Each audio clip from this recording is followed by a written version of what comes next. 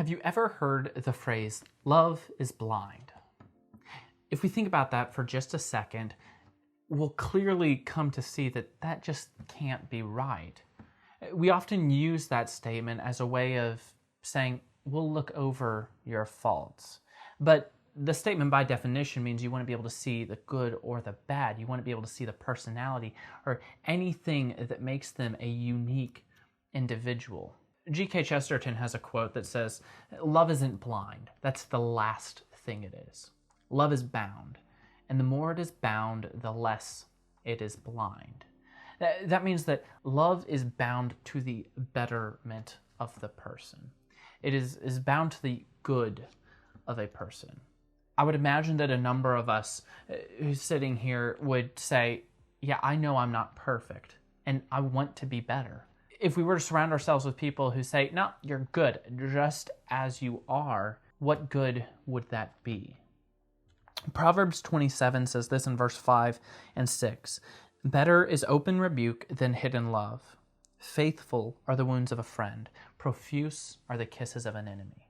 What that's saying is that it is better the one who is openly rebuking you and sharing with you what you need to hear to grow versus the one who keeps it hidden and watches as you continue in a sort of downward spiral. I'll use a real example from my own life. Self-deprecation humor is something that's pretty prevalent in people I'm around, and I've used that in an abundance over the past few years.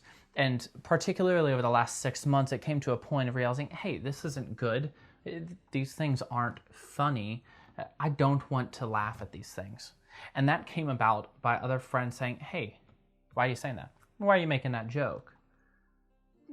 It took them that rebuking of me. And it wasn't this mean of, hey, if you keep making those jokes, I'm not going to be friends with you.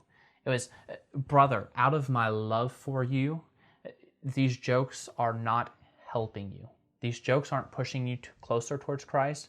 They are tearing down your self-worth. They are tearing down your identity as someone who's made new in Christ, and they aren't good for you. You need to stop. And it's the continuing act of reminding me when I start to make those jokes or make those comments, hey, don't go there. Stop. You might think it's all fun and games, but that joke isn't good for you. Those comments are not good for you. And it hurts at times. It feels sometimes almost like you're getting in trouble. But faithful are the wounds of a friend. I am so thankful for the people around me who have corrected me in those ways and just so many others. Because without it, I'd be blind. I would be lost. I'm thankful that their love is bound, not blind.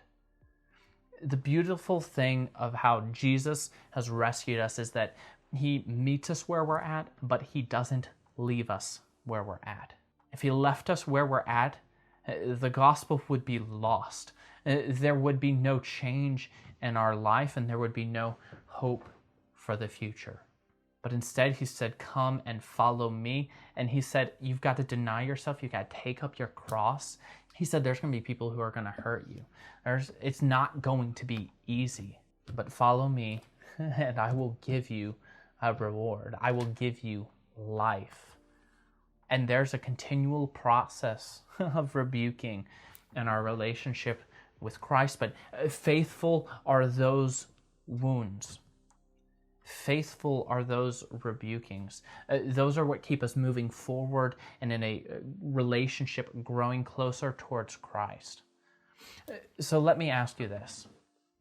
In the relationships around you, do you have people who are friends, who love you, who are willing to say, hey, that's not good for you? Or do you have people who will just silently sit as you continue to live in turmoil and sin?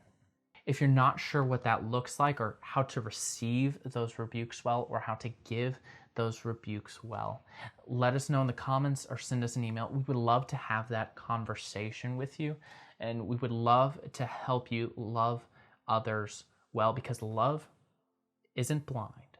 Love is bound.